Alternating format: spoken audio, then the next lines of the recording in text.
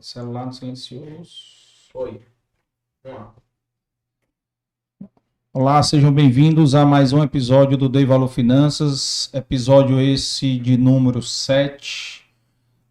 Sejam bem-vindos, já se inscrevam no canal quem não é inscrito, já segue a gente no Instagram para acompanhar a agenda do Dei Valor Finanças e também segue a gente no Dei Valor Podcast. E lembrando que esse episódio de hoje vai estar disponível a partir de amanhã no Spotify, tá? Então quem escuta, gosta de ouvir podcast também viajando, praticando atividade física, vocês vão ter também a partir de amanhã, tá? Como todos os outros episódios já estão disponíveis lá, só ir lá pesquisar Dei Valor Podcast, tá? No mesmo canal do Dei Valor Podcast estão os episódios do Dei Valor Podcast e do Dei Valor Finanças. E também sigam a gente no TikTok, que nós ainda estamos de maneira tímida lá, vai ter dancinha da Juliana, certo? Para o Dei Valor Finanças, a gente coloca lá ela dançando. Longe disso, viu? Ganhar seguidores. Muito longe disso. E também a gente vai colocar lá no TikTok os cortes, né, dos episódios, também vamos colocar lá. E quem está assistindo, já posta aí marcando que o podcast, o Instagram da gente, do Dei Valor Finanças e do Dei Valor Podcast, marca a gente aí para a gente repostar vocês, tá? Quem está ouvindo também no carro, viajando, onde quer que seja. E fazendo aqui uma breve introdução do nosso convidado de hoje aqui, uma breve introdução aqui para ele depois se apresentar, né? Estamos recebendo hoje aqui o Ubiratã Queiroz. Qual o nome completo, Ubiratã? José Ubiratã Ferreira de Queiroz. Pronto, nome completo, dito pelo mesmo, pelo proprietário, que é contador e empreendedor. E nós vamos conhecer um pouco mais da história dele. A gente faz sempre uma breve introdução aqui para as pessoas que estão assistindo e escutando que não lhe conhecem, né? Já tem uma introdução, porque a gente vai falar aqui sobre Family Office, né? Vamos falar aqui sobre contabilidade de empresas familiares, né? O quanto é fácil fazer isso, né? Não é, Ubiratã? O Ubiratã também é conhecido comercialmente como Bira, tá? Então, os clientes aí que tem há mais tempo, né? Eu acho que o doutor Fernando não chama de Bira, não, chama? Chama de Bira. Chama de Bira? Olha aí, rapaz. Depois vou mandar a foto para ele. E também, já dando os recados aqui da gente, né? Quem quiser patrocinar, entre em contato com a gente no direct e tem um Pix para qualquer doação e o QR Code na tela de vocês. Lembrando que o Dei Valor Finanças é uma realização de Valor Produções, co-realização da Aquavera Investimentos, BTG Pactual, tá? Que aqui está representada pela Juliana Miranda, conhecida no Instagram como Juliana Miranda 81, né? Isso mesmo. E quem quiser seguir também as redes sociais da Aquavero, também tem muitos posts lá de vídeos e tudo que fala muito sobre finanças. E que está na descrição desse vídeo aí também. Então vocês já podem acompanhar também pela descrição. E agradecer aqui os nossos apoiadores, a Inove Comunicação e Mais Assessoria em Eventos. E agradecer também o nosso time aqui, que faz parte aqui do Dei Valor Finanças, né? Valclides Tício, Juan e Yuri, né? O Leonardo, a Larissa e o Daniel, que também faz parte da Aquavera aqui, sócio da Aquavera. Tá? E já dando as boas-vindas, o Ubiratã, mas antes disso, dar as boas-vindas para a Ju, né? Ju, faça aí a introdução aí do nosso convidado. Boa noite, gente. Agradecer já ao Bira, que já é cliente lá do nosso escritório, já é conhecido da Carla, nossa sócia de muitos anos, né, Bira? Bastante. Talvez ela não goste de dizer o quanto tempo, mas Ela gosta, ela gosta. Ela já mandou mensagem aqui no chat, viu? Ela pode entregar aí a idade. Ela gosta. Então, assim, seja bem-vindo, obrigado por ter aceitado o convite, né? Assim, a gente teve essa ideia de estar montando o Dei Valor Finanças para justamente levar informações para o investidor que quer iniciar os seus investimentos ou que já é investidor, mas quer conhecer um pouco mais sobre as várias áreas de finanças que a gente tem no mercado, quando a gente vai fazer nossas escolhas de onde investir. Então, a gente quis levar não só o conhecimento de qual o melhor investimento, qual o melhor produto, mas entender sobre os vários cenários, né, de macroeconomia, microeconomia, no seu caso hoje, de contabilidade, um pouco mais sobre a contabilidade de empresas familiares, sobre holding, né? Então, a gente vai estar fazendo um papo hoje mais sobre isso. E aí fazer com que os investidores, os nossos clientes, né, e ouvintes conheçam um pouco mais para que tomem suas futuras decisões. Então, muito obrigada aí pelo convite, ou por ter aceitado o convite. Bom, eu que agradeço ao Carlos Ernesto pela abertura do espaço dele aqui para falar desse tema tão importante para uma audiência tão seleta como a gente sabe que ele tem, né? Agradeço também a vocês, você e a Carla, pelo convite, né, desse projeto da Aquavero. E muito bom. Espero que a gente desenvolva aqui uma boa conversa e a gente consiga trocar a nossa experiência e que seja bastante rico para e os empresários que estão ouvindo, né, os curiosos e os investidores, quiser colocar as perguntas no chat e tudo, Bira vai estar aqui disposto para estar respondendo. O chat está aberto aí, quem quiser só mandar. E também não esqueçam, e aí a Carla e a Érica já saíram na frente, que eu esqueci de dar o recado do foguinho, né? Não esqueçam de dar o foguinho para aumentar o engajamento, né, do nosso podcast. Então, por quê? O engajamento, ele realmente, eu já testei isso, viu? Depois, Bira, você testa aí em casa, bota lá Adolfo Pichucha, que é seu amigo, vai ver se no YouTube ele não é o primeiro que aparece, é o Dei Valor. O episódio dele não Dei Valor.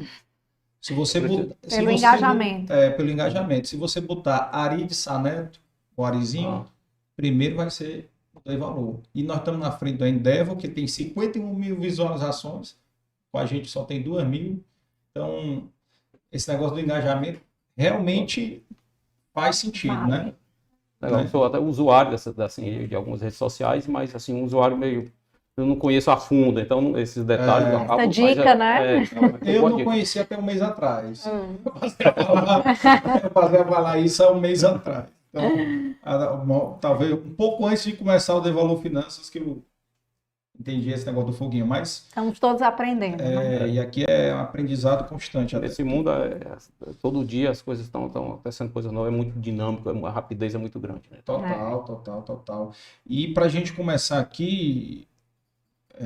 Bira, era para você fazer uma apresentação sua, contar aí a sua história aí um pouco aí para o pessoal conhecer de onde é que vem o Bira, né? Como é que foi aí a carreira do Bira, como é que foi construída a carreira, né? Até chegar nos tempos de hoje, né? Legal. Bom, eu sou contador de formação, formei na UFC e já trabalho na profissão de contabilidade mesmo, há 35 anos. Comecei cedo, comecei aos 17. Para quem já fez a conta rápida, já a idade já sabe, né? 52 anos. Então comecei realmente bem cedo e nesses 35 anos ininterruptos trabalhando com contabilidade. Diria que acho que tem 4 fases dessa minha carreira, né? 4 fases distintas. Aliás, tem até uma primeira, uma pré, não de contador, mas eu gosto sempre de ressaltar que foi muito rico e muito importante para mim. Na verdade, eu comecei a trabalhar até mais cedo. Com 13 anos, dos 13 aos 15, eu fui bolsista do Banco do Nordeste, do BNB, na época, na agência de Iguatu. Menor aprendiz. Então, era chamado bolsista de nível médio, né, o carro. Então, foi muito rico para mim. Eu, com essa idade, muito novo, já aprendi a conviver dentro do ambiente de trabalho, a ter metas, a ter horário, responsabilidade, cumprir metas, respeitar as hierarquias. Enfim, isso aí foi assim, para mim acho que fez toda a diferença depois para minha carreira. Sim. E na carreira de contador, eu iniciei trabalhando numa empresa local de contabilidade, de assessoria contábil, na verdade, não era aquele escritório tradicional, era uma empresa de consultoria, muito conhecida, isso em 87. Pode dar nome aos bois. É, aqui, eu viu? na MAP. Não, eu tenho muito orgulho, porque Aqui a gente não poupa de dar nome e Tá bom. fazer merchandising, aqui pode Tá. fazer tudo aqui. então, foi na MAP, uma empresa muito conhecida aqui em Fortaleza, né? O Pedro Coelho, que era o dono da MAP, me deu essa oportunidade de abrir e concedeu o estágio para mim. Eu tinha acabado de casar, Carlos, 17 anos, fazia faculdade e Tá o precisando, Pedro era né? meu professor. Então ele abriu as portas da MAP e eu comecei. Fiquei lá por 3 anos e meio. Né? Qual é o nome da tua Aprendi esposa? bastante. Cleide. Cleide. É. E estamos casados até hoje, 35 anos. Tudo bem. E Você é um vitorioso, viu? E os teus filhos, o nome só para anotar aqui. Bruno, o Lucas e Raquel. Certo. Então lá na MAP eu fiquei 3 anos e meio, aprendi bastante, realmente foi uma escola pra gente, e após esse período me juntei com um colega na época, amigo meu, e a gente saiu da MAP e aí montamos o nosso próprio escritório. Né? A sociedade essa que durou 16 anos e meio, então durante 16 anos e meio eu tive essa empresa aqui em Fortaleza, junto com o Erivan, esse meu colega, meu amigo, meu sócio. E a gente atendia empresas grandes, empresas pequenas, médias e grandes aqui no estado do Ceará. E grandes, assim, empresários e conhecidos localmente, tudo eram nossas grandes empresas, eram nossos clientes. Até que um desses clientes, né, então, né, baseado em São Paulo, mas eram nossos clientes aqui, eles me convidaram para... Eu já falei das 2 fases, né? A primeira fase da MAP e a segunda fase como escritório, 16 anos como dono do escritório. E a terceira fase foi um desafio que eu aceitei, que foi um convite de um desses meus clientes para deixar o escritório e mudar para São Paulo, para ficar dedicado exclusivamente às empresas da família. Dirigindo o Family Office, que a gente implantou na época, e também dando uma consultoria interna para as empresas do grupo dentro da minha área de conhecimento, que é a área contábil, a área tributária, a societária. Então, fiquei em São Paulo durante 13 anos. Até que em 2000... Aí, quando tu foi para lá, desfez a sociedade. Fez a sociedade, a empresa só só com teu sócio. com o meu sócio. Certo. E desliguei total, né? Fiquei com dedicação exclusiva para esse grupo lá em São Paulo. Isso durou 13 anos, né? Até que, há 2 anos atrás, 2020, a gente entrou num entendimento. Eu me desliguei do dia a dia, da empresa, voltei aqui para o Ceará. Serviços contábeis, de novo, serviços contábeis, tributários e tal, vieram comigo, estão sendo executados a partir daqui de Fortaleza. Mas, como eu não fiquei mais exclusivo, me desliguei, eu reabri o meu escritório. Não reabri, não foi o mesmo, eu abri o meu escritório de consultoria, dessa vez voltado, muito focado em empresas familiares, em famílias empresárias. Tá? E famílias empresárias, executivos, pessoas físicas de alta renda, assim. Então, o meu escritório hoje tem muito essa especialidade. Aí é a 4ª fase, né? Então, desses 35 anos, eu tenho esses... Como é o nome do escritório, Biro? B70. B70 B70. Consultoria. B de Bira, 70 do ano do meu nascimento. Ah, tá. B70, eu pensava que era de 70 milhões que queria fazer, alguma coisa assim. Quem sabe, né? Já está profetizando. É. Então é isso, a história é boa, né? Vamos para as perguntas aí, Ju. Então assim, já começando, já que hoje o trabalho está mais voltado, né, para as empresas familiares, você tem a profissão, assim, de contador, né? Quais as peculiaridades que um contador, né, ele encontra de diferente em estar dentro de uma empresa familiar, né, do que a empresa que tem uma gestão mais corporativa, né? Qual é essa diferença que você acha que tem?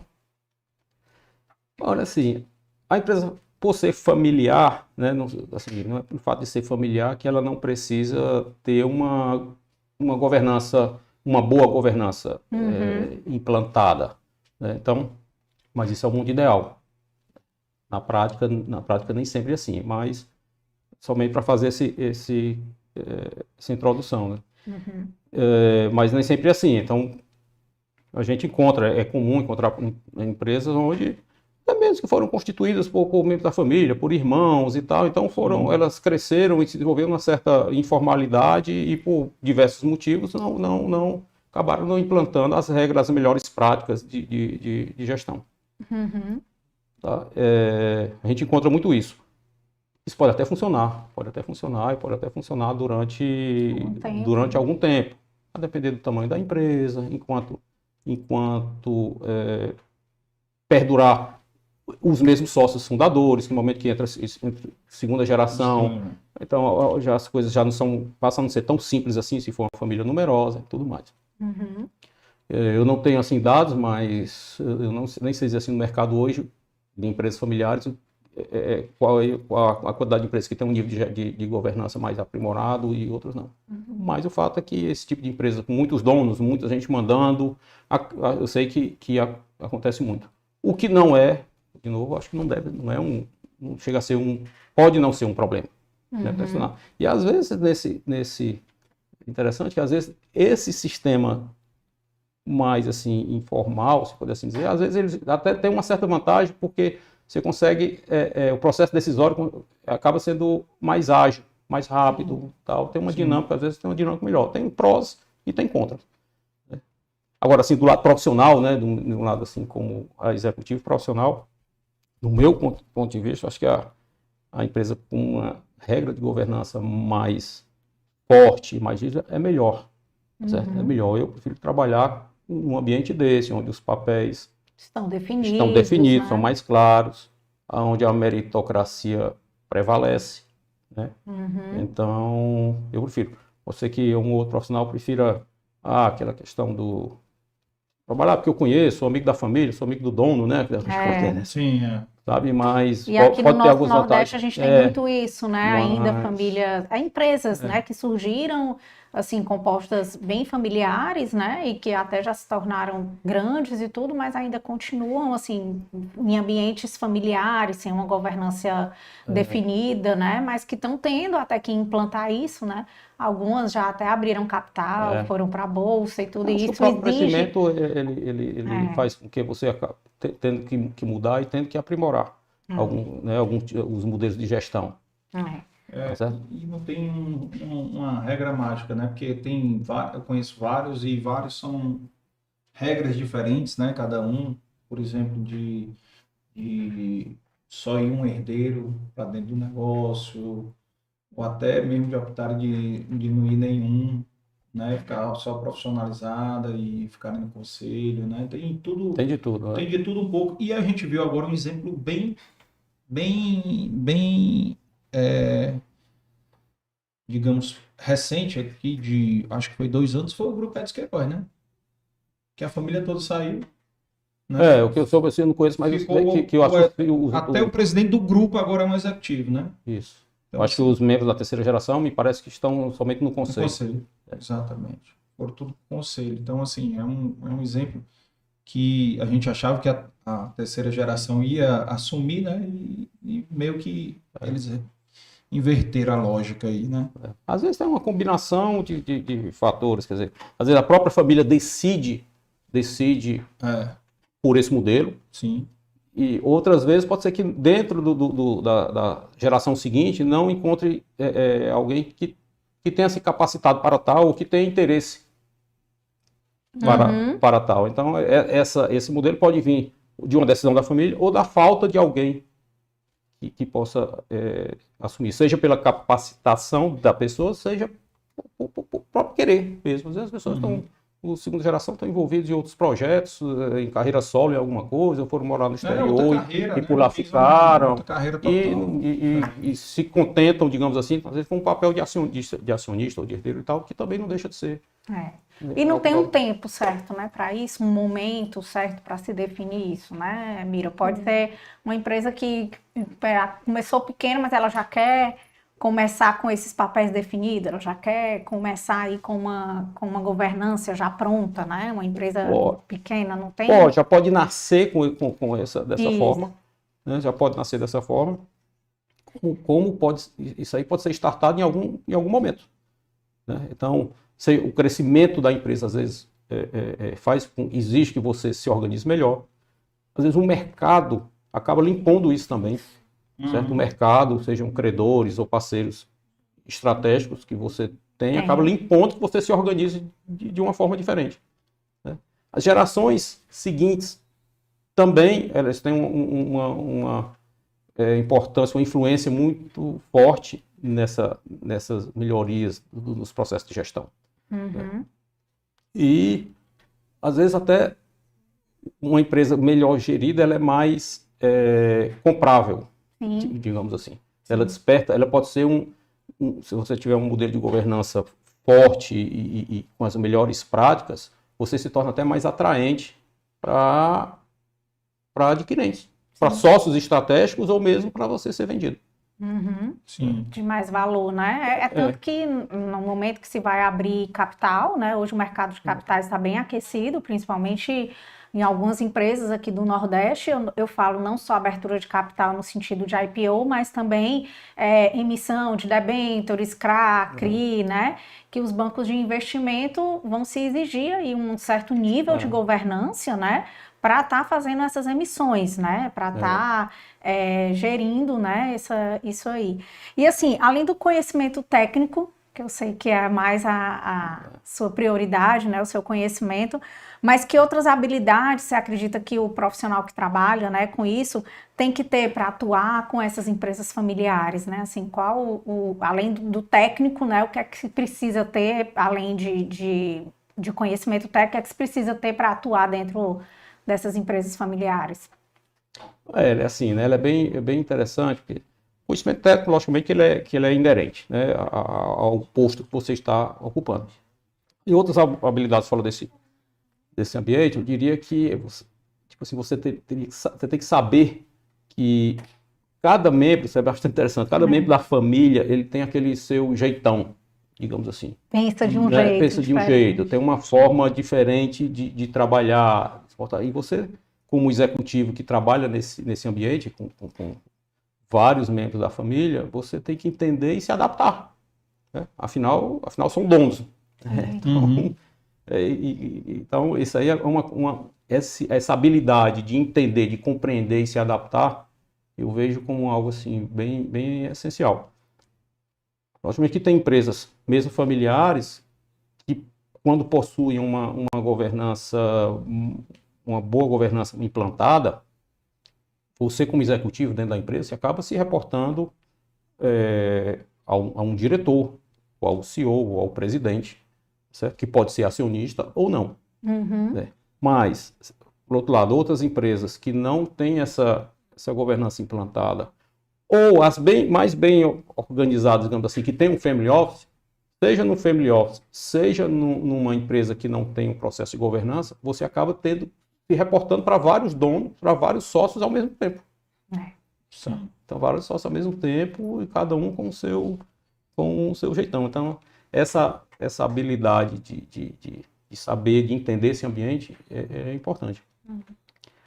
Tem um outro, também um ponto importante, assim, você trabalha em empresas familiares, depois de um certo tempo, e principalmente quando você ocupa algum cargo de gestão mais alto, digamos assim, você acaba criando, acho que isso aí deve ser muito comum, você acaba criando um relacionamento bem mais próximo, mais forte com aqueles acionistas, se transformando até em uma amizade pessoal.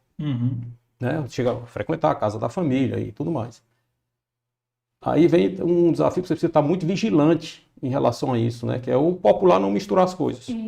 Tá? Amigos, então você está no ambiente de trabalho, o ambiente de descontração, de final de semana é outro. Então você ter essa capacidade de não levar para um ambiente de trabalho aquele clima de coleguismo, né? Também ele acho que é fundamental para você ter uma longevidade no cargo, né? E também tem uma coisa que eu acho que é complicador aí, Mira, é o seguinte: tu virou amigo do cliente, sendo que o cliente tem mais três irmãos. Aí os três sabem que tu é amigo do outro. E, rapaz, aí gera uns ciúmes aí, não gera? Pode gerar ciúmes. Eu não tenho essa, como é que se diz, tu não passou por isso, eu não passei por isso. Mas pode acontecer, pode ficar numa saia justa aí. Entendeu? Tem essa questão aí também, né? Porque a galera pode dizer, vixe, eu já não vou confiar, tá protegendo meu irmão que é amigo dele. Entendeu? pode gerar isso aí, né? Você sabe que a cabeça do ser humano é muito criativa, né? Mas eu disse que não passei, por isso vou retificar. Agora, recentemente, há uns 6 meses atrás, eu fiz depois que eu montei o escritório, na minha quarta fase, eu fiz um serviço para uma família de fora, que foi indicado por um amigo, que era, os pais tinham falecido, já bem velhos, e tinham a declaração de imposto de renda do espólio para ser feita e a transmissão do patrimônio saindo dos espólios para as declarações de imposto de renda dos 6 irmãos. Tá? E os 6 irmãos, acho que tinham 3 para um lado, 2 para o outro. E eu fiz o trabalho para todos. Mas um ligava para mim, ligou para mim, você não passe a decole. A declaração que eu estou lhe passando tá ficar só com você, né? Eu não quero que meus irmãos saibam do patrimônio dele, do que eu tenho, da minha vida e tal. Disse, não, fique tranquilo, isso aqui é Então a gente acabei me deparando um pouco com essa. Não era algo tão sério ou tão grave, mas era uma preservação, assim, que eles não queriam. Não, mas aí é no sentido do cara ter um patrimônio dele, não quer que os irmãos saibam, né? O que é que ele tem, né? É mais nesse sentido, porque o espólio vai 6 avos aí para cada um, né? Isso. Não, quanto a isso aí, não. Então não tem muito problema. Eu não estava nem muito acostumado com isso, não. Até me surpreendi, mas também não foi nada tão difícil. Pois eu que fui 15 anos de mercado financeiro, de mercado bancário, continuo no mercado financeiro, né? A gente tinha muito isso. Claro que a gente já, a gente tem a questão realmente de ética, né, de não falar nada, tipo um código de médico também, de padre, mas tinha muito esposo e esposa, ou então entre pai, mãe, filhos, que não quero que saiba quanto eu tenho, não quero, isso aí sempre existiu. Mas eu acho assim, mesmo que seja uma família de mais transparente, mas eu acho que mesmo sendo irmão, você deve também manter uma certa discrição em relação à individualidade de cada um. Né? Eu acho que a gente precisa ter... Principalmente quando se trata de dinheiro, né? Então acho que isso aí acho que a gente tem que manter um pouco essa postura e não fraquejar nisso. Acho que é melhor, por mais coesa e por mais transparente que seja. Mas aí eu vou discordar só de uma coisa, cara. Eu acho erradíssimo os pais que não tratam abertamente isso com os filhos depois que eles já têm uma certa idade, cara. Entendeu? Por quê? Porque aí eles deixam o bucho pros filhos quando morrerem. Tá entendendo? Deixa pro espólio, deixar a briga, né? Briga. Pode até não ter briga. Pode até não ter, mas deixa uma confusão gigante para eles poderem resolver já em vida, né? Em vida, deixar acertado, vai fazer isso aqui. Quando eu tô te falando isso porque eu tenho um tio que é aquele mesmo tio dos 20%, viu? É o mesmo tio. O tio rico lá que no episódio passado eu dei um exemplo aqui, esse mesmo tio rico aqui, ele tem, cara, um envelope. Olha a sabedoria do cara. Ele tem um envelope no cofre dele, que a filha dele sabe a senha, ele vive viajando com a mulher, com a minha tia. Se acontecer alguma coisa comigo, já está lá. Um testamento. Não é nem o testamento, é o que tem que fazer. Não é só o testamento, é o que tem que fazer. Quem tem que procurar, sei lá, vamos supor que deva estar lá nesse envelope as matrículas dos imóveis que ele tem, tá entendendo? Então, assim, ele deixa tudo organizado, entendeu? Então, assim, deve ter declaração de imposto de renda, alguma coisa assim, deve ter algumas informações para os filhos não ficarem no escuro. Tu tá entendendo? Então é esse que eu acho errado desse tipo de exemplo que a Ju deu aqui, de ficar escondendo. Escondendo é porque às vezes não criou bem os filhos, né? Por isso que tá escondendo, né? Acho que pode ser por isso, mas sabe, acho que tem... Pode ser também por isso, mas acho que tem as pessoas mais apegadas e uns mais desapegados. Então tem aquelas pessoas mais apegadas que, sei lá, construíram um patrimônio ao longo, né, com aquele esforço pessoal e tudo mais. O cara, né, assim, meio seguro, tem um apego, é um apego mesmo. Tem uns mais desapegados que vai construindo patrimônio e vai dividindo, de repente já vai fazendo... vai criando uma holding familiar. Vai fazendo doações em vida para os filhos. E tem outros que não, que não... Porque não queira que os filhos tenham aquele patrimônio. O patrimônio ele sabe que é dos filhos, mas ele tem aquele apego. Não, quero ficar com ele. Então, acho que tem De tudo um pouco, Tem de né? tudo um pouco E E essa capacidade da gente entender o jeitão de cada um é muito importante, de entender e respeitar. Né? Uhum. Talvez com certeza. o respeitar ele é mais forte do que entender. Respeitar. Mas eu nem sou a favor de doação em vida, não, viu? Eu não sou a favor, não. Eu acho que os filhos têm que ralar, fazer o patrimônio deles, entendeu? Mas eu não sou a favor de esconder para deixar os caras no escuro. Pra quando morrerem, se morrer num acidente de carro, o que for, De repente, entendeu? Ficarem tudo perdido, entendeu? Então é nesse sentido, mas não. Pelo contrário, eu sou totalmente contra o negócio de ficar comprando apartamento, dando carro, trocando carro de filho, essas coisas. Ah, costuma mal, vai criar mal, sim. Mas... Uma das preocupações, né, aqui que a gente fala quando a gente vai justamente fazer a assessoria financeira, que é das nossas profissões, que é que a gente faz lá, é essa preocupação também, né? Despertar no investidor, no público, que isso aí vai acontecer, que pode acontecer e que ele precisa estar preparado, né? Até em questão dos seus investimentos, né? Como ele pode estar pagando ali menos tributo, né? O que seria melhor para ele se fazer em vida, se fazer um testamento, né? Então, até partindo já para a nossa terceira pergunta, que hoje existem muitos veículos, né? Que são utilizados, né? Tanto por empresa, pessoa física, para a gestão e sucessão desse patrimônio, né? Aí eu queria ouvir um pouquinho de ti, Bira, sobre esses veículos, né? A gente já falou alguns aqui, né? Hold patrimonial, hold de investimento, né? Você já falou algumas vezes sobre family office e algumas pessoas que estão ouvindo não entendem. Queria que você explicasse também o conceito, um pouquinho né, o conceito, né? É. Para o nosso público entender. Tá. A questão das holdings dos veículos, né? E essa questão de constituição de holding, ela assim, que virou um modismo, né? Eu vejo, que virou, mas eu vejo assim um certo modismo, né? De criação de holding, como se fosse algo trivial, né? Quando não é. Né? Então, eu costumo até dizer que a constituição de holding, ela não é uma receita de bolo que você sai replicando por aí a mesma receita e consegue. Não é.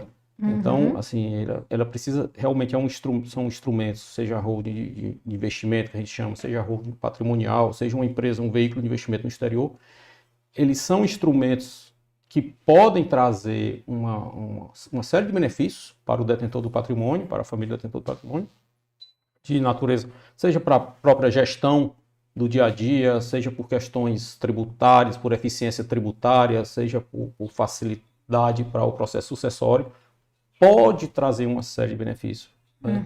Mas nem sempre, não é?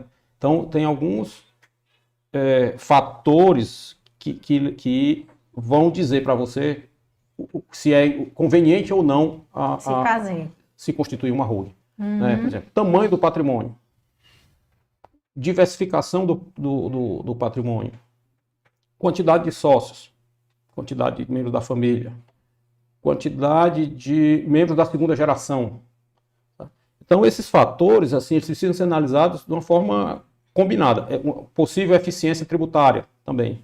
Eu acho que são itens que você analisando eles, tem uma interdependência entre eles, analisando no conjunto, levam a você à conclusão de que é conveniente constituir uma holding assim, assado, ou simplesmente ficar do jeito que está. Né? Por exemplo, um empresário tem um patrimônio são alguns exemplos básicos, assim, para não... Patrimônio de um empresário tem uma empresa que vale R$1 bilhão. Mas ele tem um negócio, ele tem uma empresa, é ele e a esposa. Constitui uma holding. Já que alguém tem um patrimônio muito menor, mas diversificado em alguns segmentos. Tá certo? Tem comércio, tem indústria, tem serviços e tal, que talvez seja... Tem imóveis, né? Tem imóveis, seja importante você constituir uma holding para abrigar toda uma espécie de um guarda-chuva para abrigar todos esses segmentos. Tá? Quantidade de membros da família. Tá? Mas se eu tenho tudo isso e tenho só o patriarca, só a mãe, o pai, o casal, também não faz muito sentido. Mas se eu tenho muitos filhos ou de segunda geração, faz sentido. Então, é um conjunto. Cada caso é um caso. Sabe? Então, não é o que eu vejo assim, não é de novo, a questão da receita de bolo. É muito, talvez esteja mais para um receituário médico do que um bolo. Né? Porque o receituário ele vai de acordo com a sua necessidade, com o seu problema, e muitas vezes nem remédio você precisa. É, E às vezes precisa de um, e às vezes precisa de dois, às vezes precisa de três.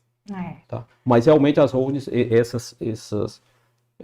em função da análise essas dessas variáveis, né? variáveis de cada patrimônio, é que se chega à conclusão sobre a necessidade ou não, ou de quantas, de quais tipos.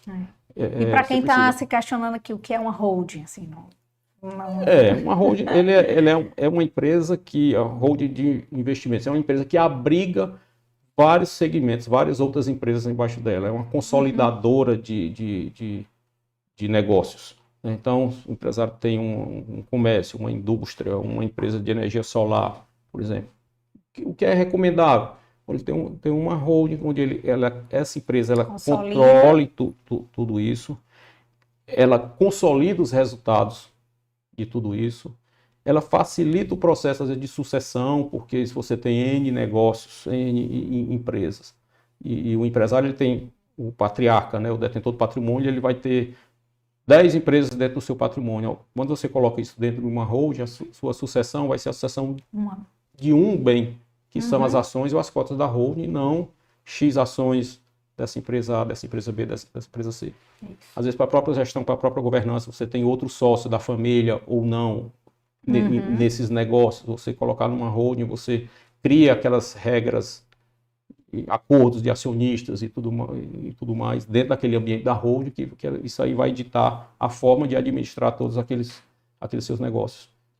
Outra também vantagem da holding. Tem inúmeras vantagens, mas precisa ser... Não é para todos, nem todo segmento, né? E nem todo público precisa que fazer uma holding para, no caso, ter essas facilidades. E nem todo tamanho de patrimônio. Às vezes você tem um patrimônio diversificado e tem um patrimônio que, em termos de valor, não é tão grande que talvez não compense você criar uma estrutura, talvez saia até mais caro do que os próprios benefícios que ela possa vir a trazer. Né? Deixa eu te dar um exemplo aqui, um exemplo mais, talvez, aí mais próximo aí da realidade de muitos aí. Aliás, de alguns. Vamos supor que o cara, supostamente o cara tem um patrimônio de 10 milhões, dividido em imóveis e, sei lá, 2 empresas, certo? Compensa ele montar uma holding, compensa botar a holding, botar as empresas dentro da holding, botar os imóveis dentro da holding, porque quando ele monta a holding ela também pode ser, tem lá o KNAI e administração de imóveis, não tem? Também pode usar, não sei se isso é normal, comum. Eu sei que grandes empresas que têm muitos imóveis montam a própria imobiliária, né? Então elas têm uma imobiliária que é só para administrar os imóveis dela, né? Que muitas vezes a gente nem sabe o nome porque não é conhecida comercialmente, né? Então só é conhecido quando o cara vai alugar o imóvel da família, Mas sabe, né? Que aí ele sabe que é da família tal, entendeu? Então, assim, como é que você vê isso daí? Eu estou dando exemplo de um cara de 10 milhões, né? Um patrimônio de 10 milhões que tem negócio, 2 empresas e imóveis, né? Como é que seria um cenário ideal para um exemplo desse? Olha, em relação aos imóveis, a gente costuma muito falar a holding patrimonial, né? Deu esse nome para uma empresa que detém imóveis. Mas, na verdade, ele não deixa de ser nada mais do que uma empresa imobiliária. Sim. Né? Então, a holding patrimonial é uma empresa imobiliária cuja atividade é compra e venda de imóvel e locação de imóvel. A definição, no caso desse de imóvel, se constitui ou não, ela passa, assim, por uma conta matemática que é relativamente simples, é muito em função da eficiência fiscal que isso pode trazer. Né? Imóveis detidos por pessoas físicas, renda de aluguel, na pessoa física, a tributação é 27,5%. A tributação máxima, mas a gente costuma, para exemplificar, usar a 27,5% na pessoa física. Ao passo que você colocar os imóveis numa empresa imobiliária ou numa holding patrimonial, essa tributação varia de 11% a 14%. É uma diferença gigantesca. É uma diferença grande. Então, a conta é matemática. Você comparar essa redução tributária versus o custo de ter uma empresa, em vez de estar na pessoa física. Certo? Versus o custo do ITBI. Existe uma celeuma aí sobre a questão de ITBI ou não, por conta de recentes decisões aí do Supremo a respeito do assunto. Mas você tem que colocar na conta também um possível ITBI incidente sobre sobre a transferência do imóvel da pessoa física para a empresa. Holding. Então, você fez essa conta, comparou o ITBI, se tiver o ITBI com os custos de manter uma sociedade versus mais o imposto da sociedade versus o imposto da pessoa física, você chega a uma conclusão fácil se vale a pena ou não. Nesse seu caso, o que você colocou, Carlos, se tiver...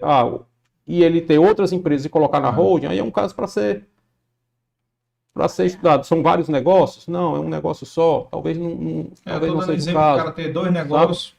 Agora o cara tem filhos, tem... Vai são naquelas todas outras variáveis, são todas né? variáveis. Se o cara se ele tem filhos de 2 casamentos, tem filhos fora do casamento, então... Eita, aí tu complicou. É por isso que é realmente o diagnóstico o diagnóstico e a recomendação para se fazer alguma coisa nesse sentido ou não, ele é caso a caso.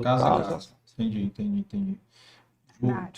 Só lembrando aqui o seguinte, quem mandou mensagem aqui no chat. A Érica tá aqui, a Carla, o Vicente, um abraço Vicente, a Karine, o Hanner, o Bruno Queiroz, que você deve conhecer. Meu filho. Lembrando que a doação em vida pode fazer parte do plano de sucessão, né? Sim. Então, realmente, assim, quem faz a doação em vida também tem a questão do ITCD, né? Do ITCMD, essa questão da doação, né? Existe a corrente de pensamento muito até anglo-saxão, que falam e tal, de não, que é o que o americano praticamente compartilha disso que você falou, de não doar, não transmitir patrimônio para os filhos. Os filhos, tanto que o imposto sobre a herança nos Estados Unidos é altíssimo, é muito por conta dessa cultura. Pronto, muito são dessa cultura. Aqui a gente já tem uma cultura um pouco diferente. Então, a questão da doação em vida, como o Bruno colocou, ela realmente pode ser um instrumento importante de sucessão. Seja às vezes pela idade do detentor do patrimônio, certo? Seja porque na medida que você antecipa a doação, o processo de inventário ele se torna mais simples. Sim. Tá certo? E você não pode doar todo o seu patrimônio, ou pode doar só parte do seu patrimônio. Então, às vezes, depende da idade do detentor do patrimônio, se o detentor do patrimônio está com alguma doença grave, por exemplo, ou por mera liberalidade, ele pode fazer essas doações, paga-se o imposto, o ITCMD. Porém, tem há alguns anos que o pessoal vem falando em aumentar o ITCMD. Certo? Então, existe um agora movimento... Agora tem ICM, na sigla aí? ITCMD, que é Imposto sobre Causa-morte, né? Causa-morte e doação. Imposto sobre transmissão de causa-morte. Tem alguns estados que é ITC, tem outros que é ITCD. Aqui era ITCD, porque o imposto é estadual. Então, às vezes, alguns estados têm uma mudançazinha de sigla. Mas pegando esse gancho dele aí, em relação a... Vai pagar ITCD, ITCMD em vida ou em morte, pós-morte, né? Vai pagar do mesmo jeito. Isso, mas tem espólio de aumento nessa alíquota. Existe um movimento, uma cobrança em algumas entidades, de políticos e tal, não sei se já tem até projeto, não sei, no Senado, para aumento dessas alíquotas. Se você fizer a doação, você garante... Se doar em vida, é mais barato. Garante a alíquota atual. Se houver um aumento de alíquota, você já vai pagar. Entendi. Se houver um aumento de alíquota, você vai pagar mais. Alíquota... E às vezes isso é um fator também que influencia a decisão de doar ou não em vida. Mas aí tem um outro fator que influencia no valor, a alíquota. Normalmente a alíquota ela vai variar de acordo com o patrimônio, né? Porque começa em 2%, se eu não me engano, né? O ITCD. E a alíquota máxima é 8%, se eu não me engano. Então, também assim, varia de estado para estado. Aqui no Ceará tem essa... Aqui no Ceará é essa, né? Lá em São Paulo é 4%. Máxima? É única. Tem estados, aqui no Ceará era assim, mas mudou, que para doação em vida é uma alíquota, para transmissão causa-morte é outra alíquota. Então, como é um imposto estadual, nesse 0 a 8 tem de tudo. Então, o cara tem que mudar até o endereço fiscal dele. Mas não? ou vou botar minha road num estado mais barato. Seja a residência, a sede da empresa ou a residência Aí a regra da CMD depende em função do tipo de bem. Por exemplo, imóvel. Não tem Paga jeito, no estado, a é origem. na É no localização, estado a origem. na localização do imóvel. É. Bem imóvel, Mas se é no tiver- domicílio do doador. Então, tem umas regrinhas aí que... Mas se o imóvel tiver no nome da hold, já? Aí ele, paga aí ele na vai hold. doar, são as cotas da holding. É. E Ele vai aí- doar as cotas da hold que é no estado Que mais é no- barato. Pode ser. Entendeu? Mas ele pagou o Tem ITBI no momento que foi levar para a hold, né? Também. Pagou ITBI. Pagou. É. É. E tem... Ou não É. pagou, aí existe uma CLU, mas aí não é o caso aqui, que é muito complexo, que É. essa questão de incidência ou não de ITBI na transferência de imóvel. Tem umas mudanças aí recentes e as prefeituras vêm dando tratamentos aí diferenciados. Ah, Tá sim, meio- porque adiantamento de herança, né? Adiantamento de herança, né? Não tem adiantamento de herança você não pagar ITBI, eu acho que não tem, não. Não. Não. Porque, assim, o ITBI, se você doa o imóvel, o ITBI é Imposto sobre Transmissão de Imóveis, transmissão onerosa. É quando você vende o imóvel, quando você aporta o capital numa empresa, é considerado oneroso, Ou seja, porque não- você troca. Não paga ITBI Se para você doação doar de o filhos. imóvel, É. aí é uma transmissão gratuita, doação. Aí sai de ITBI. sendo o ITBI e entra o ITCMD. Certo. Então existe a doação do imóvel, não incide os dois. Ah, tá. Tá? O ITBI é transmissão onerosa, o ITCMD é transmissão a título gratuito. Não é Vamos gratuito, falar baixo só aí para a falar. secretária da Fazenda não ouvir, né? Senão ela pode inventar novidade, que aqui o Ceará normalmente é pioneiro em novidades negativas, né? Isso aí, mas é em todo lugar, né? O papel papel dos fiscos aqui, não só aqui, mundo afora, é sempre esse, né? E a gente viu agora no ICMS aí da gasolina, quando foi reduzir o ICMS, inventou agora 2% de fundo de combate à pobreza, o FECOP, né? Inventou uma alíquota aí, mas...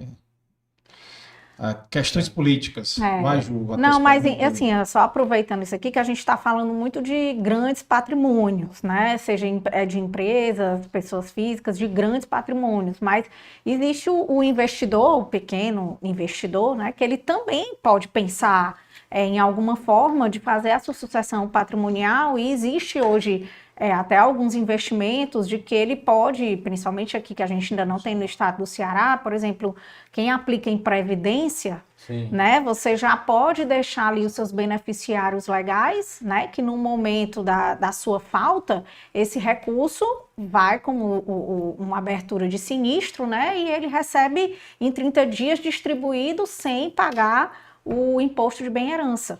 Né? Então, é uma forma também do pequeno ali investidor já deixar um certo patrimônio ali dividido, né? Para pelo menos se ter o custo do inventário, né? O custo ali, não sei, de um ano de vida e tudo, como também os seguros, né? De vida, que muita gente não gosta de falar de seguro de vida, porque acha que fazendo seguro de vida já acha que está dizendo que vai morrer, mas é muito importante, porque é uma forma de você também deixar já um certo patrimônio, né? No caso da sua falta, para as pessoas irem, no caso, pagar um inventário, né, para ter como se manter durante algum período, né? Então, são dois ativos que está relacionado aí à nossa parte de investimento que o pequeno investidor pode se utilizar também. O VGBL, né, a Previdência, né, que é o VGBL, é um instrumento que ele traz esse benefício, né, porque ele dispensa o inventário, né, a transmissão para os beneficiários indicados pelo instituidor ela é rápida, né? E até pouco tempo atrás, assim, não se falava em TCMD. Uhum. Né? Daí vem, o Carlos falou agora há pouco, vem o fisco e já começa a criar isso, inventa aquilo. Então, a transmissão de VGBL, de Previdência, não tinha TCMD. E eu acho que nem deve ter, porque é outra, né? Mas alguns estados, eu confesso que eu não sei como é que o Ceará está. Ainda não estamos pagando. E tem alguns estados cobrando. Eu vi recentemente, parece que São Paulo não vai cobrar, não cobra, resolveu não instituir nenhuma cobrança sobre isso.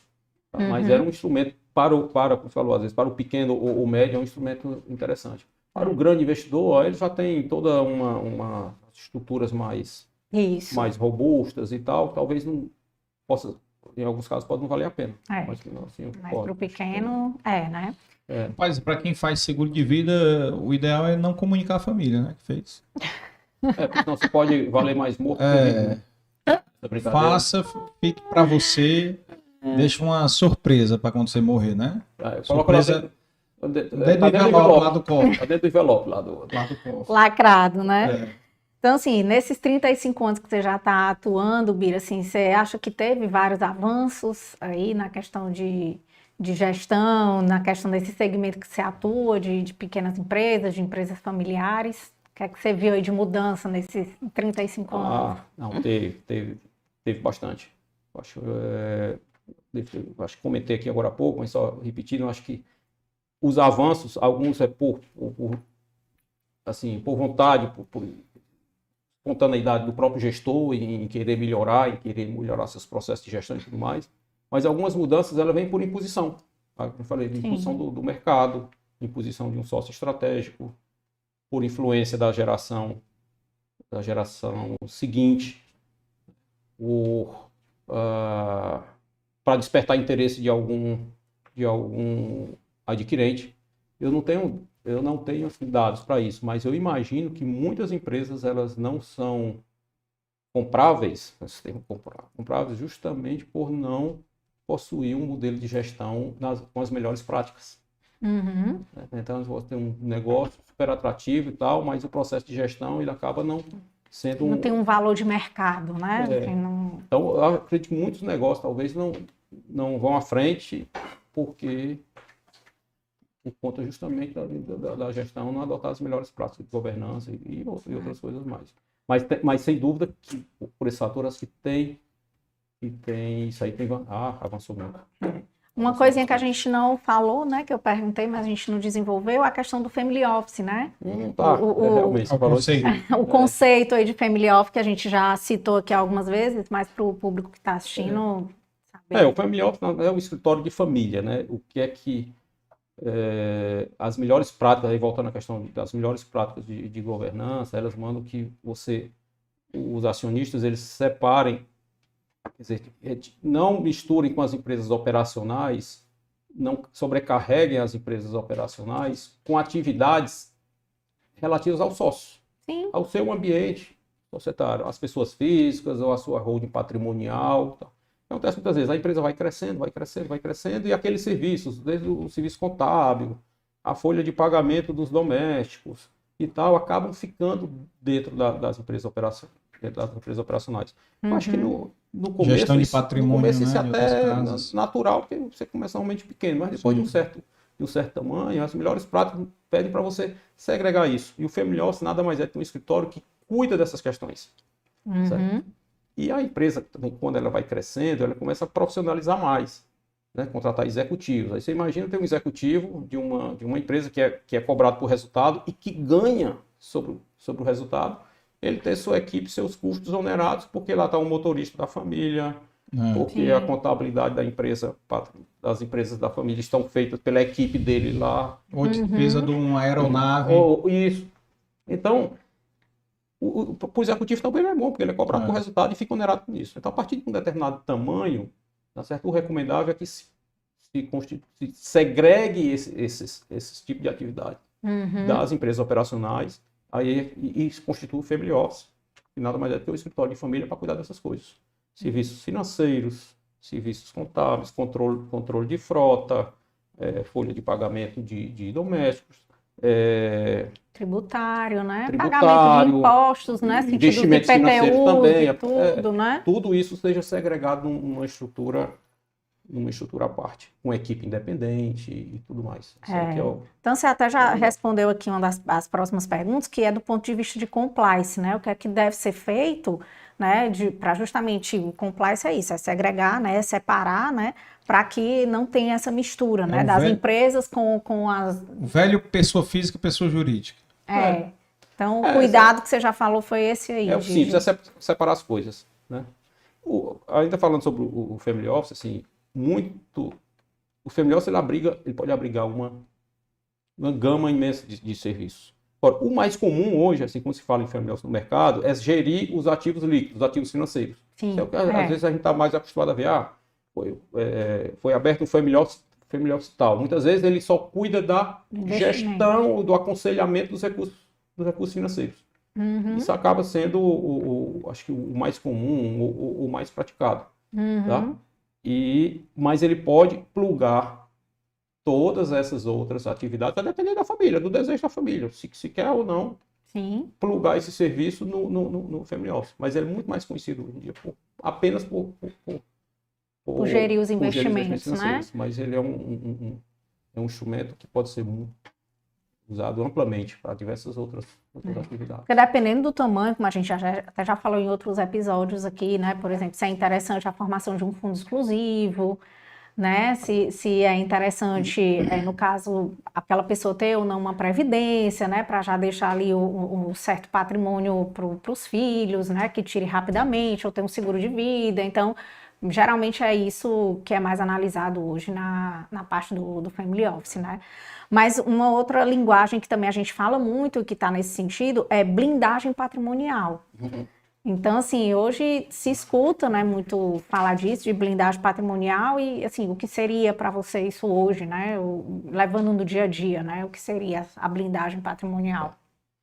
Olha, Ju, assim, eu com todo respeito a quem usa Esse Esse termo. termo. e tal, eu não gosto muito dele, não, sabe? Deve ser Assim, dono de uma blindadora. não cai, assim, soa bem para mim esse termo, assim. O que eu defendo e dissemino, né, é que o empresário, ao longo do tempo Sua jornada, da né? sua jornada, ele vai alocando o seu patrimônio em veículos, em estruturas apropriadas. Né? Estruturas apropriadas.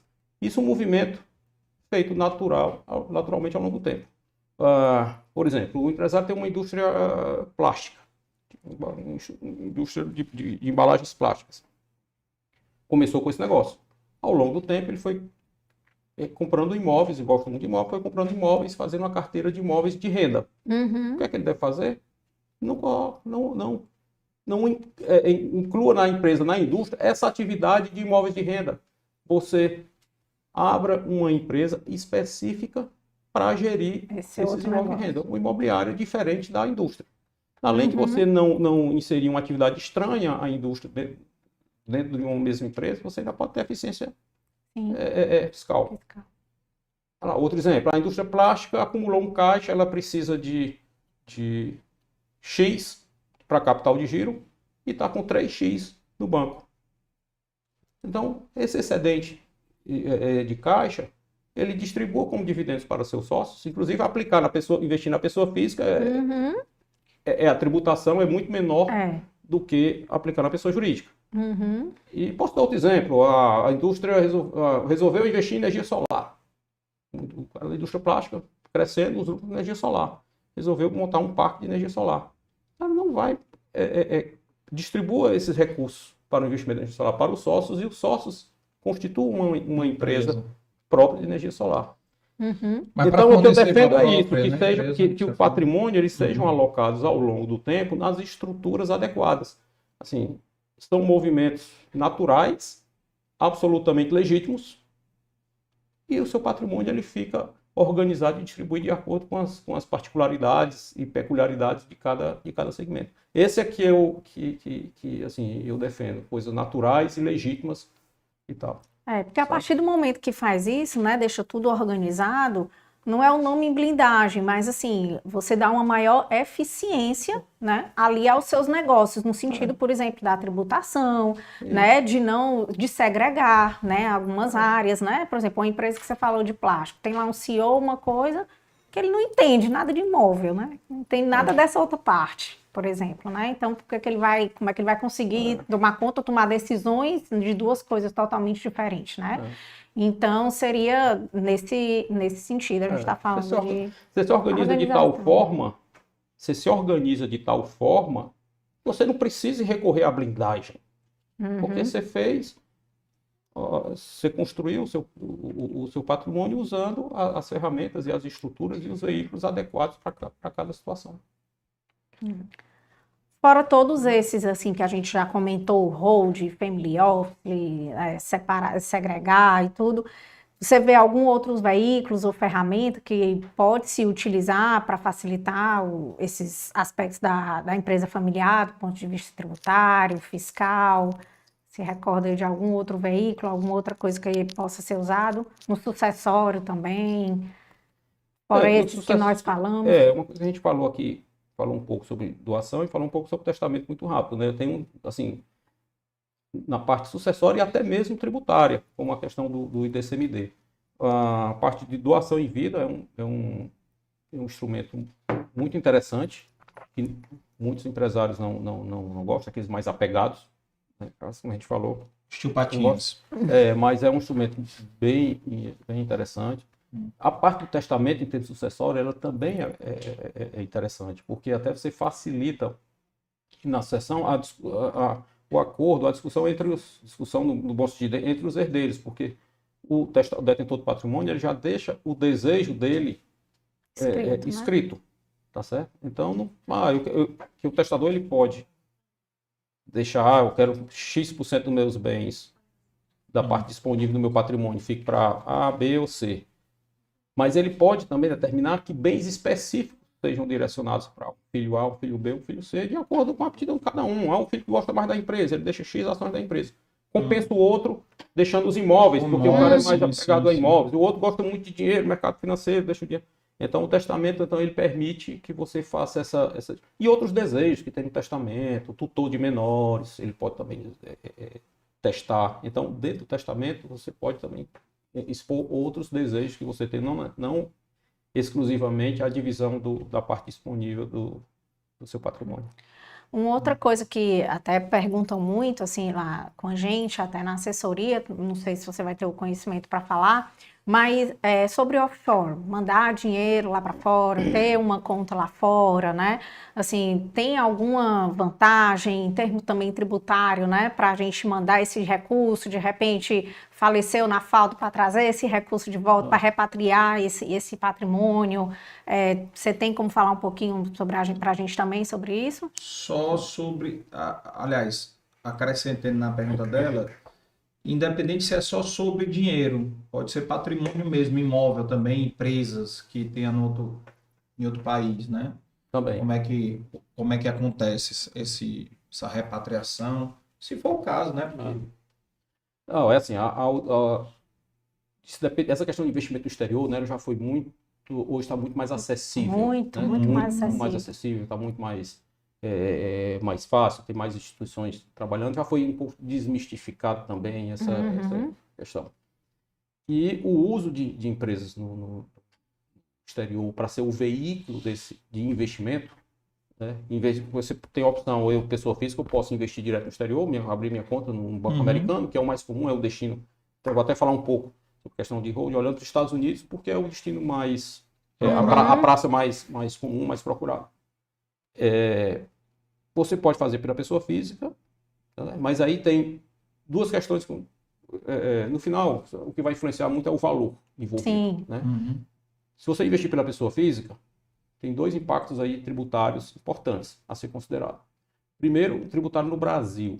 Se você tem um investimento no banco americano, os rendimentos que você for obtendo, você tem que pagar o imposto aqui no Brasil todo mês, chamado Carnê-Leão. Carnê-Leão ou ganho de capital, dependendo da natureza do investimento. Então, você tributa mensalmente.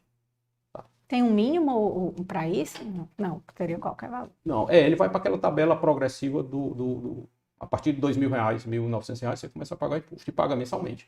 Ao passo que você tiver uma empresa num país com tributação favorecida, os chamados paraísos fiscais, né? Que paraíso, na verdade, é porque eles têm regras de tributação zero, ou tributação mínima sobre a renda, ou tributação zero. Daí vem a chamada de paraíso fiscal. Essas ilhas se do torna Caribe, paraíso porque nós temos 40% de tributação, né? Então e se torna um paraíso, lá é zero. Então, você investir via essa empresa, e você capitalizar essa empresa, e essa empresa investir no mercado americano, o que acontece? Aquele rendimento mensal não é seu, pessoa física aqui, ele é da empresa. E a tributação no Brasil, ela só ocorre quando aquela empresa distribuir o dividendo para você.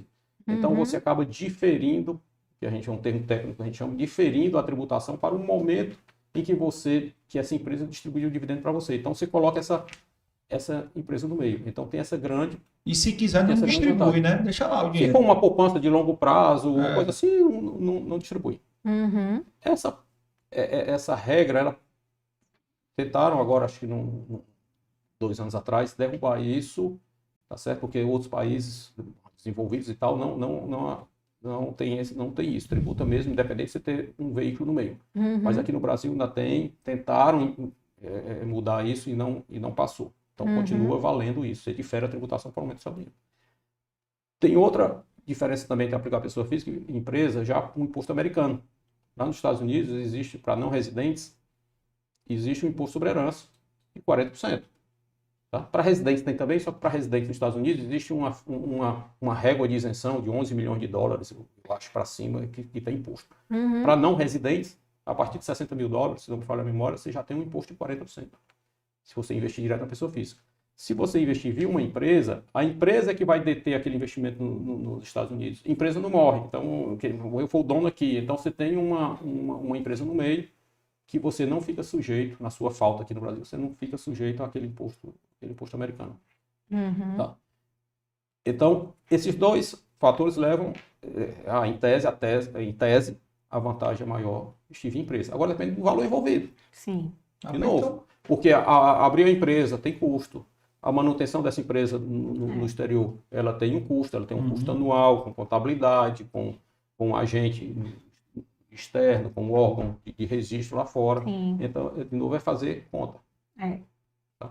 Não tem vantagem nenhuma botar na pessoa física, dependendo do valor. Depende do valor. Não tem vantagem nenhuma. Depende muito do valor. É porque também, assim, é a questão do valor, mas também da quantidade, da diversificação que se tem de investimentos, né, lá fora. É verdade. Você tem um leque muito maior de opções Isso. de investimento lá fora, né? O mercado tem uma infinidade em relação aqui. Vamos dar um exemplo bem prático. Tem muito cearense que tem casa em Orlando e aluga, certo? Aluga para temporada, né? O cara vai lá, aluga uma semana, 4 dias, 5 dias, 10 dias. Nesse caso, que o cara tem uma casa que supostamente, vamos botar aqui um valor hipotético de 500 mil dólares, tá? Pode ser menos, mais, tanto faz. Eu conheço, até porque eu fiquei numa casa quando eu fui, alugado de um cearense. De um cearense. Coincidentemente, era um cearense. E eu não sei, mas acredito, até porque eu conversei com uma corretora cearense que mora lá há muitos anos, o pessoal sempre abre empresa. Bem comum isso. Lá, normalmente, quem quer comprar imóvel lá, abre empresa. Exatamente para não ter, talvez, essa questão da tributação. E também vai acumulando o rendimento lá fora mesmo. Eles abrem uma pessoa jurídica, abrem uma conta no banco e compram o imóvel. Mais ou menos essa regra aí, esse caminho, né? Esse combo aí, esse é isso mesmo. Então, e aí tem escritórios especialistas nisso, né? Já. Escritórios de contadores brasileiros. Lá já tem bastante. Entendeu? Cearenses, né? Que estão fazendo só isso aí. Então, assim, eles já administram. Por quê? Porque o cara começou com uma casa, o dinheiro ele já foi juntando, já deu entrada na outra, até porque financiamento nos Estados Unidos, o juro de 1% ao ano, 2% ao ano, entendeu? Aí tu vai alugar para os brasileiros besta aqui que vão para lá gastar a grana lá na Disney. Então vale a pena, assim, obviamente, né? Supostamente nesse quesito, né? Que eu estou falando de investimento mais de pessoas com classe média aqui, né? E assim, fora esse tipo, que muita gente fez isso, é a questão da gama de investimento também, né? Hoje aqui a gente está falando que o Brasil tem uma bolsa de valores, né? Quantas já tem no mercado americano, né? A quantidade de empresas, né? Mais, as treasuries, os títulos além da solidez, americanos. Né? Além da solidez, a questão da segurança, da segurança também, né? Do risco, né? Sim. Então, a credibilidade, é tanto que quando nossa Selic aqui geralmente cai, né? A gente tem uma fuga de capital de estrangeiro, né, para os Estados Unidos, porque fica aquela escolha. Eu só estou aqui no Brasil, que tem um nível de crédito aqui menor, a nota de crédito menor, porque ele está me pagando mais. Se ele me passar a pagar menos, eu já vou falar que tem uma nota de crédito melhor, né, que eu consigo investimentos mais seguros, né? Então, a questão da nota de crédito tem mais risco, eu só vou para o mais risco se ele me pagar mais. Então, assim, é o nosso país também. Tem de tudo um pouco. Não, assim, já finalizando aqui, como eu estou no mercado financeiro já tem um tempo, existe até uma certificação que eu e a Carla, nós temos, que é o CFP, que é o planejador financeiro, né? É uma certificação internacional. E uma das etapas que a gente estuda tem um capítulo que é só de tributação, né? Porque justamente o planejador, ele tem que saber de tudo um pouco. Tem uma área que é só jurídica. Então, tudo aí, se tem filho, se não tem, se tem 2 casamentos, se morreu, se está vivo, para saber como é que vai fazer essa distribuição.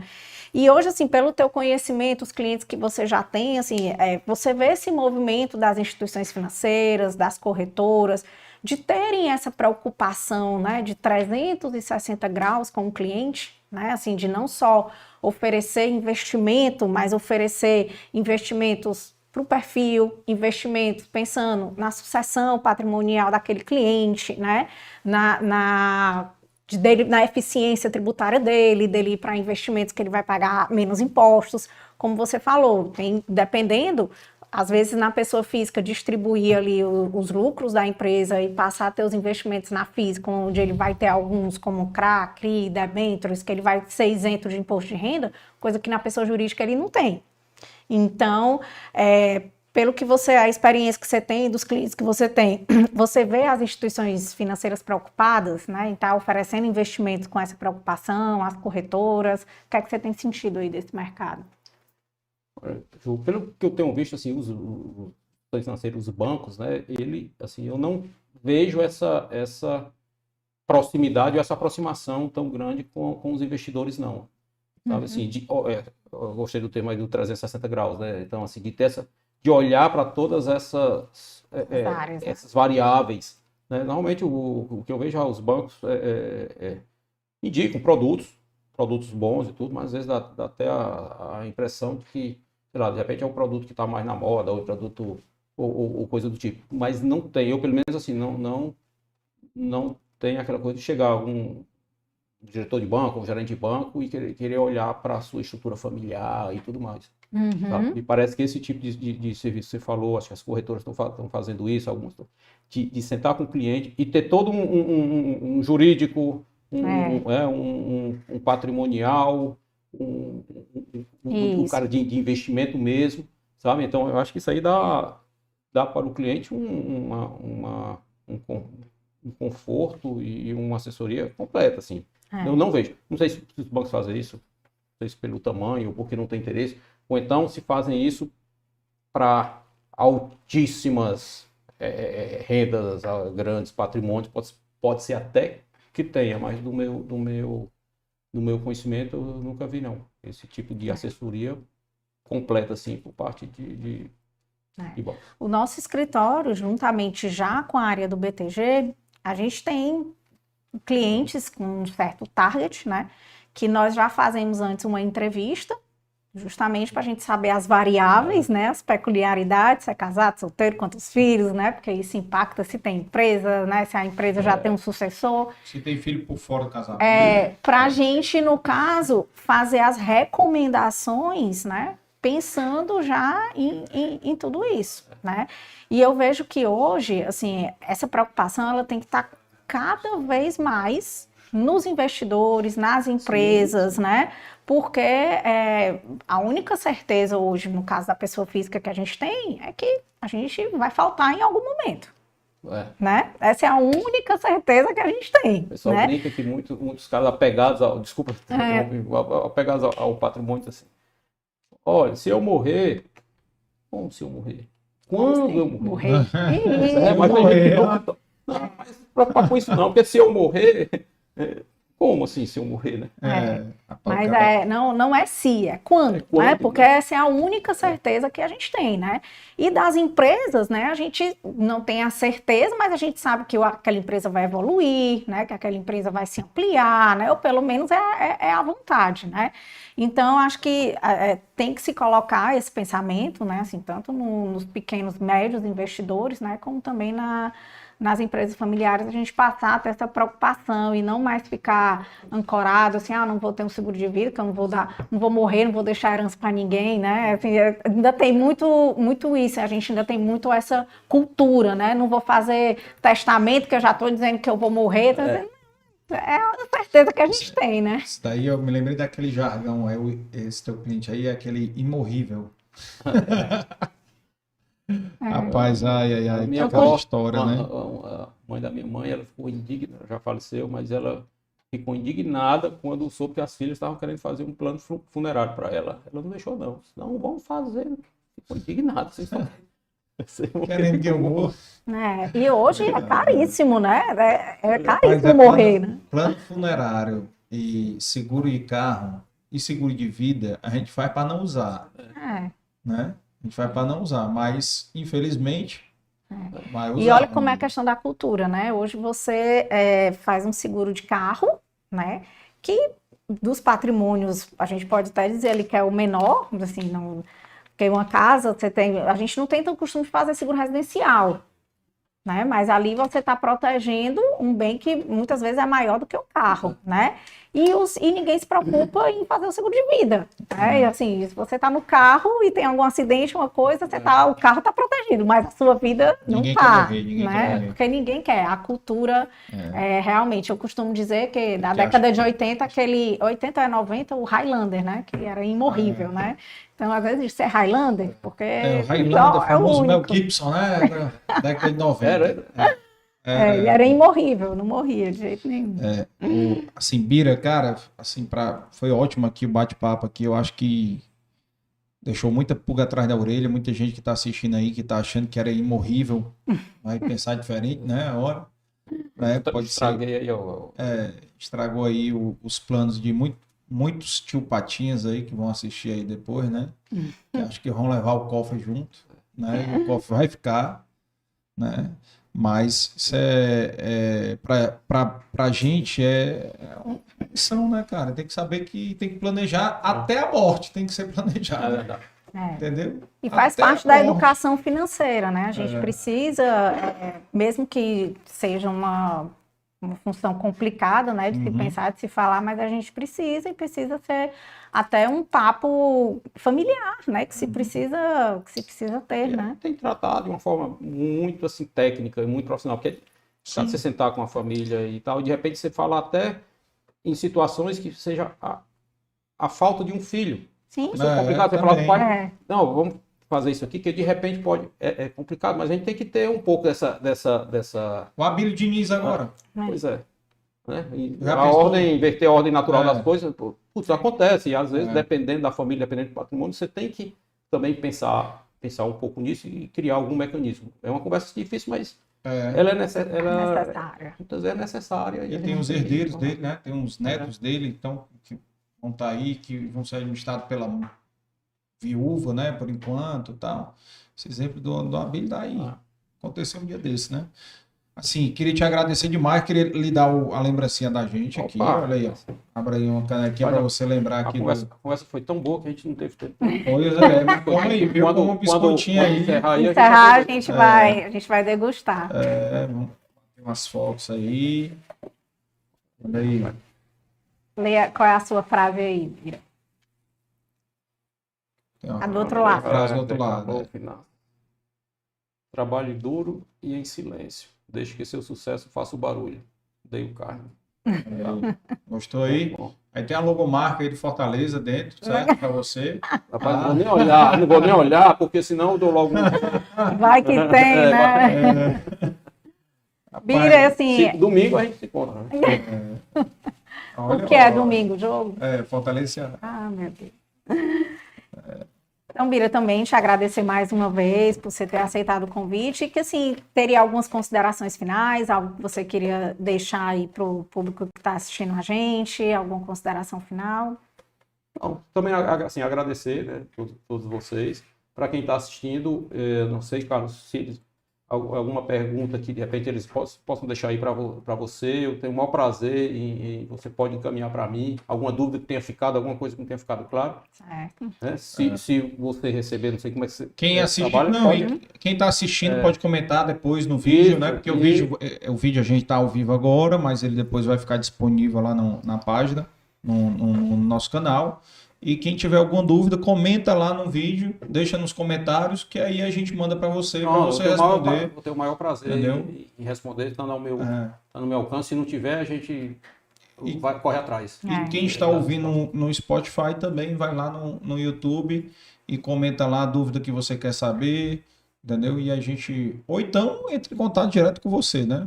Também tem a B70 Consultoria, né? O Instagram dele já tá aí, né? Tá aí disponível aí na descrição também, mas coloca nos comentários porque pode ser dúvida de outros, né? Pode ser dúvida de outros também, entendeu?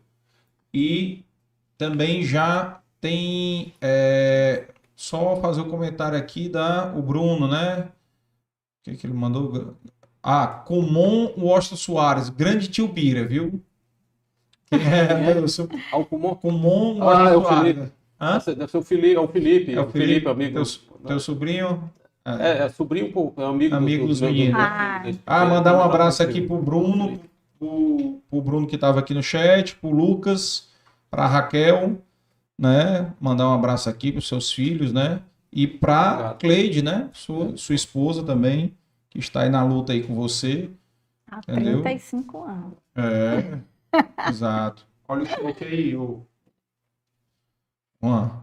E também já agradecer a todo mundo, pedir para se inscrever no canal. Quem está assistindo agora, se inscreva no canal, dê o like, sigam a gente no Spotify, deixe um comentário, o que vocês acharam também, tá? E também já vai encaminhando, seguir o Instagram, fundamental para vocês acompanharem a agenda, né? Vocês terem acesso à agenda aí que fica. A gente divulga a agenda semanal, então toda sexta-feira a gente divulga a agenda da semana seguinte. Então, Lembrando que já a segunda que vem é feriado, então a gente vai ser sexta-feira. Sexta-feira Provavelmente o da semana que vem, né? A gente vai só alinhar aí e sexta-feira, aí nas outras semanas, segunda-feira normal. Quando tiver feriado, a gente faz uma readequação, tá? E lembrando aqui, né, realização da Devalor Produções, co-realização da Aquavero Investimentos, BTG Pactual, e apoiadores Inove Comunicação, é mais assessoria. E agradecer aqui o pessoal, Valclides, Tício, Juan, Yuri, Leonardo, Larissa e Daniel. E também agradecer aqui a Ju, né? Ju, suas considerações aí. Não, eu fiquei muito feliz, é um tema que eu tento rebater muito, essa preocupação. Então, assim, muito feliz em tirar e a gente poder conversar sobre isso, porque geralmente quando a gente atende os investidores, a gente nota que eles não têm essa preocupação e a gente provoca, né? Então, achei interessante te trazer aqui para a gente realmente conversar e despertar. E assim, como o intuito do Dei Valor Finanças é justamente levar essa educação, é provocar as pessoas a fazerem uma reflexão sobre várias coisas, eu acho que a gente ajudou aí ao público a começar a fazer essa reflexão sobre esse tema, né? Então, obrigada. Tem o meu Instagram também, qualquer pergunta quiser mandar um direct, também a gente passa aqui depois para o Bira, viu? Obrigada a todos. E tá tudo na descrição do canal aí, Instagram do Bira, Instagram da Ju, Instagram da Aquavero. Então, entre em contato pelo direct. E até semana que vem com o próximo episódio do Dei Valor Finanças. Quem quiser, amanhã tem episódio do Dei Valor Podcast, quinta-feira também. Então, já fica atento aí e já agenda aí, já coloca o alarmezinho para amanhã, já estarem atentos aí às histórias que a gente vai contar, tá bom? Um abraço e até a próxima.